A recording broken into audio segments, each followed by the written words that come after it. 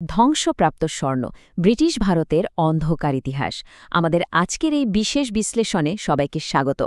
জানেন তো, ইতিহাস কেবল বইয়ের পাতায় পড়ে মুখস্থ করার বিষয় নয়, এটা গভীরভাবে অনুভব করা জিনিস। আজ আমরা এমন একটা দেশের কথা বলবো যে দেশের মাটি একসময় শুধু ফসল না, রীতিমতো সমৃদ্ধি ফলাত। এক রাজকীয় সোনার পাখি যা একা হাতে পুরো পৃথিবীর অর্থনীতির 4 ভাগের 1 ভাগ নিয়ন্ত্রণ করত। ভাবা যায়, আলেকজান্ডারের মতো বিশ্বজয়ী বীরও এই মাটির সামনে এসে থমকে গিয়েছিলেন। মোঘলদেরও নিজেদের শেকড় গাড়তে লেগেছিল শত শত বছর। কিন্তু তারপর হঠাৎ করে এমন কি হল? চলুন সেই করুণ গল্পের একেবারে গভীরে প্রবেশ করা যাক। তরবারি দিয়ে যাকে জয় করা যায়নি, জাহাজে আসা বণিকরা কিভাবে তাকে দাস বানাল? ঠিক এই প্রশ্নটাই কিন্তু আমাদের আজকের এই বিশ্লেষণের মূল রহস্য। একটু ভেবে দেখুন, 1000 মাইল সমুদ্র পার হয়ে তারা এসেছিল মুখে মিষ্টি হাসি আর হাতে বাণিজ্যের একটা সাধারণ প্রস্তাব নিয়ে। কিন্তু তাদের আসল উদ্দেশ্য মশলা বিক্রি করা ছিল না মোটেই। তাদের চোখ ছিল সরাসরি রাজমুকুটের দিকে। তারা কিন্তু শুরুতেই অস্ত্র হাতে তুলে নেয়নি, বরং আমাদেরই মাঝে খুব সুকৌশলে বিভেদের বীজ বুনে দিয়েছিল।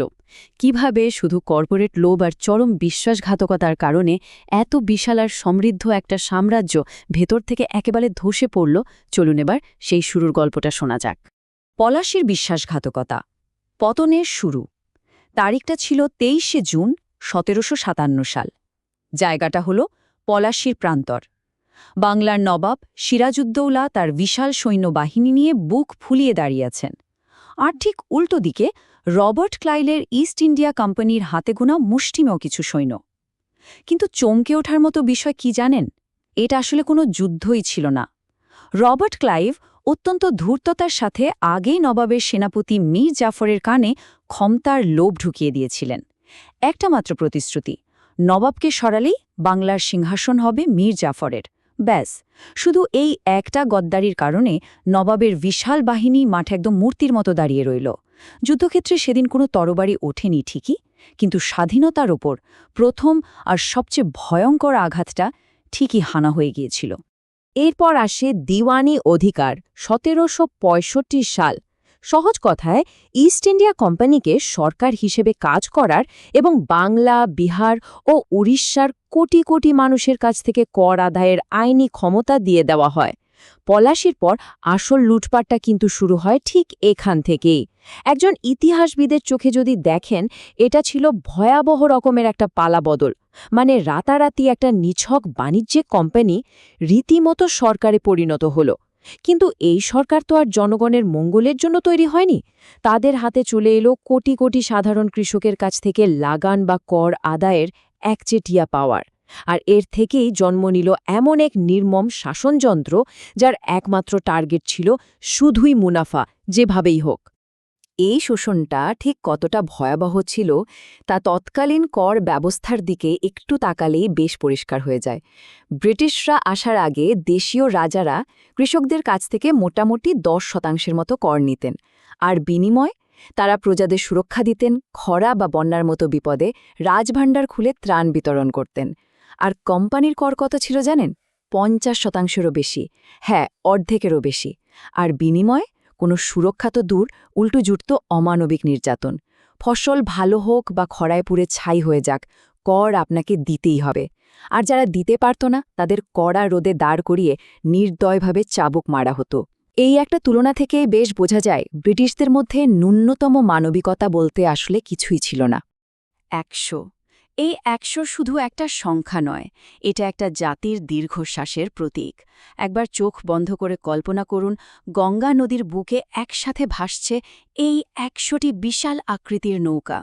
আর এই নৌকাগুলো সাধারণ কৃষকের ঘাম আর রক্ত ঝরানো সোনা, রূপা আর হীরা জহরাতে একদম কানায় কানায় পূর্ণ। বংশপরম্পরায় জমানো এই বিপুল সম্পদ চিরতরে নিজের জন্মভূমি ছেড়ে লন্ডনের দিকে পাড়ি জমাচ্ছিল।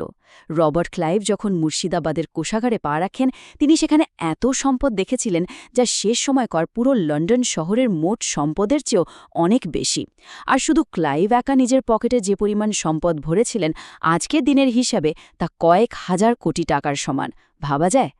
1770 সালের 76-এর মন্বন্তর, এক মানবসৃষ্ট গণহত্যা। আমরা এখন ইতিহাসের এমন একটা অন্ধকার অধ্যায়ে ঢুকছি যা শুনলে আজও গায়ে কাটা দেয়। ১৭৬৯ সাল, আকাশ থেকে যেন রীতিমতো আগুন ঝরছিল। বৃষ্টির অভাবে পুরো বাংলার মাটি ফেটে একেবারে চৌচির। ভয়ঙ্কর খরার কবলে পড়ল দেশ। কিন্তু একজন ইতিহাসবিদ হিসেবে এখানে একটা কথা বলতেই হয়, খরা হলে কিন্তু দুর্ভিক্ষ হয় না। দুর্ভিক্ষ ঠিক তখনই হয় যখন শাসকরা মানুষের রূপ ছেড়ে আস্ত দানব হয়ে ওঠে। এটা কোনো সাধারণ প্রাকৃতিক দুর্যোগ ছিল না, এটা ছিল পুরোপুরি ব্রিটিশদের তৈরি করা একটা মানবসৃষ্ট গণহত্যা। এই পরিসংখ্যানের দিকে তাকালে যে কারও বুক কেঁপে উঠতে বাধ্য। এই দুর্ভিক্ষে বাংলার মোট জনসংখ্যার ৩৩%, মানে প্রায় ১ কোটি মানুষ স্রেফ না খেয়ে মারা যায়। আর এর বিপরীতে ব্রিটিশরা কতটুকু ত্রাণ দিয়েছিল জানেন? 0%, জিরো। যখন সাধারণ মানুষ এক মুঠো চালের জন্য রাস্তায় পড়ে ডুকরে কাঁদছে, তখন ইস্ট ইন্ডিয়া কোম্পানির বড় বড় গোদামগুলো কিন্তু শস্যে একেবারে ভরপুর ছিল। তারা সেই শস্য ক্ষুধার্ত মানুষকে না দিয়ে উল্টো বাজারে চরম চড়া দামে বিক্রি করেছিল। চালের দাম তখন হয়ে গিয়েছিল সোনার চেয়েও দামি। কোম্পানির নিষ্ঠুরতা এখানেই থেমে থাকেনি। যখন রাস্তায় রাস্তায় লাশের পাহাড় জমছে, তখন কোম্পানি ত্রাণের বদলে উল্টো ঠিক সেই বছরই কর আরও 10% বাড়িয়ে দিল। তাদের যুক্তিটা শুনলে শিউরে উঠবেন। তারা বলেছিল, যেহেতু প্রতিবেশী মারা গেছে, তাই তার জমির কর এখন যারা বেঁচে আছে তাদেরকেই দিতে হবে। ইতিহাসবিদ উইলিয়াম হান্টার তার বর্ণনায় লিখেছিলেন, পরিস্থিতি এতটাই ভয়াবহ হয়ে উঠেছিল যে মানুষ বাধ্য হয়ে মৃতদেহের মাংস পর্যন্ত খেয়েছিল। আর ঠিক সেই চরম মর্মান্তিক সময়েও কলকাতার রাজপ্রাসাদে বসে কোম্পানির বড়কর্তারা শ্যাম্পেনের গ্লাস হাতে মুনাফার উৎসব করছিলেন। দুর্ভিক্ষ শেষ হওয়ার পরও কিন্তু এই নির্মম শোষণ থামেনি। ব্রিটিশরা আমাদের কৃষি ব্যবস্থাকে চিরতরে পঙ্গু করে দেওয়ার জন্য একটা মাস্টার প্ল্যান হাতে নেয়। তারা ভোজ্য শস্যের উৎপাদন কঠোরভাবে সীমিত করে দিল। যে উর্বর জমিতে একসময় জীবন বাঁচানো ধান আর গম ফলত, সেখানে কৃষকদের রঙের জন্য নীল এবং বাণিজ্যের জন্য আফিম চাষ করতে বাধ্য করা হলো। একটু ভেবে দেখুন তো, নীল বা আফিম দিয়ে কি কারো পেটের ক্ষুধা মেটে? মোটেও না। কিন্তু এতে কোম্পানির পকেট ঠিকই ভারী হচ্ছিল। তারা কৃষকদের নিজেদেরই জমিতে দাসে পরিণত করল, যেন পুরো দেশটাই তাদের একটা বিশাল ফ্যাক্টরি। বোনা বাতাসের মৃত্যু। কৃষিকে পঙ্গু করার পর তাদের শকুন দৃষ্টি পড়ল আমাদের শিল্পের দিকে। বাংলার কারিগরদের হাতে যে কি জাদু ছিল তা তো বিশ্ববিখ্যাত ঢাকার মসলিন দেখলেই বোঝা যায়। সে সময় বলা হতো, বাংলার তাঁতিরা নাকি বাতাসকেও বুনতে পারে। এই কাপড় এতটাই মিহি আর সূক্ষ্ম ছিল যে ৬ গজ লম্বা একটা আস্ত শাড়ি খুব সহজেই একটা ছোট আংটির ভেতর দিয়ে গলে যেত। রোমের রাজকুমারী থেকে শুরু করে মুঘল রানী, সবার প্রথম পছন্দ ছিল এই মসলিন। ব্রিটিশরা আসার আগে পুরো পৃথিবীর মোট বস্ত্র বাণিজ্যের প্রায় ২৫% ছিল ভারতের একার দখলে। কিন্তু ভারতের এই বিশ্বজোড়া খ্যাতি ব্রিটিশ কারখানার জন্য বিশাল একটা হুমকি হয়ে দাঁড়াল। তাই তারা শুরু করল এক নির্মম অর্থনৈতিক চক্রান্ত। তাদের তথাকথিত এই মুক্ত বাণিজ্য বা ফ্রি ট্রেডের আসল চেহারাটা ছিল ভয়ঙ্কর। কোনো ভারতীয় কাপড় ব্রিটেনে ঢোকার চেষ্টা করলেই তার ওপর ৮০% পর্যন্ত শুল্ক চাপিয়ে দেওয়া হতো, যার ফলে কাপড়টা সাধারণ মানুষের ধরাছোঁয়ার একেবারেই বাইরে চলে যেত। অন্যদিকে ভারতে প্রবেশ করা ব্রিটিশ মেশিনে তৈরি মোটা কাপড়ের ওপর কর কত ছিল জানেন? একদম 0% কর। এটা কোনোভাবেই মুক্ত বাণিজ্য ছিল না। এটা ছিল ভারতীয় তাঁত শিল্পের গলা টিপে মারার একটা লিগ্যাল বা আইনি ফাঁদ। যখন আইনি ফাঁদ দিয়েও তারা ভারতীয় কাপড়ের ব্যাপক চাহিদা দমাতে পারল না, তখন তারা বেছে নিল পাশবিক নির্যাতনের পথ। ১৮৩৪ সালে লর্ড উইলিয়াম বেন্টিংয়ের একটা কথা এই নিষ্ঠুরতার সবচেয়ে বড় প্রমাণ দেয়। তিনি বলেছিলেন, ভারতের সমতল ভূমি তাঁতিদের হাড়ে সাদা হয়ে গেছে। এটা কিন্তু শুধু একটা আলংকারিক কথা ছিল না। কোম্পানির লোকেরা রীতিমতো গ্রামে গ্রামে গিয়ে তাঁত ভেঙে গুড়িয়ে দিত। আর যেসব তাঁতি তাদের হয়ে কাজ করতে রাজি হতো না, অত্যন্ত নির্মমভাবে তাদের হাতের আঙুল কেটে দেওয়া হতো। যে আঙুল দিয়ে তারা শিল্পের জন্ম দিত, সেই আঙুল কেটে তাদের আজীবনের জন্য পঙ্গু আর ভিখারিতে পরিণত করা হয়েছিল। দশকের পর দশক ধরে চলা এই নীরব কান্না, এই অবর্ণনীয় অত্যাচার, এগুলো কি দিনের পর দিন সহ্য করা যায়? ১৭৫৭ সালের পলাশির গদ্দারি থেকে শুরু করে ১৭৬৫ সালের দিওয়ানি শোষণ, ১৭৭০ সালের মানবসৃষ্ট দুর্ভিক্ষ এবং ১৮৩০-এর দশকে তাঁতিদের আঙুল কেটে নেয়া, কৃষকের ভাঙা কোমর আর কোটি কোটি মানুষের মৃত্যু, সবকিছু পুঞ্জীভূত হয়ে যেন একটা বিশাল বারুদের স্তূপে পরিণত হচ্ছিল। মানুষের মনের ভেতরে ক্ষোভের আগুন দাউ দাউ করে জ্বলছিল। আর এই সমস্ত ক্ষোভ, এই যুগের পর যুগ জমানো যন্ত্রণার চরম বিস্ফোরণটা ঘটল 1857 সালের সেই ঐতিহাসিক অভ্যুত্থানের মধ্য দিয়ে। 1857 ডেভিলস উইন্ড বা শয়তানের বাতাস।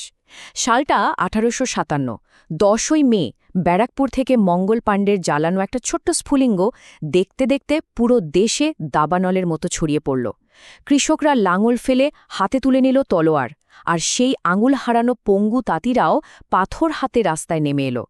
সবচেয়ে বিস্ময়কর ব্যাপারটা কি ছিল জানেন? প্রথমবারের মতো হিন্দু ও মুসলিম কাঁধে কাঁধ মিলিয়ে ইংরেজদের বিরুদ্ধে একদম এক হয়ে রুখে দাঁড়াল। সাধারণ মানুষের এই অবিশ্বাস্য ঐক্যবদ্ধ বিদ্রোহ পুরো ব্রিটিশ সাম্রাজ্যের ভিত পর্যন্ত কাঁপিয়ে দিয়েছিল।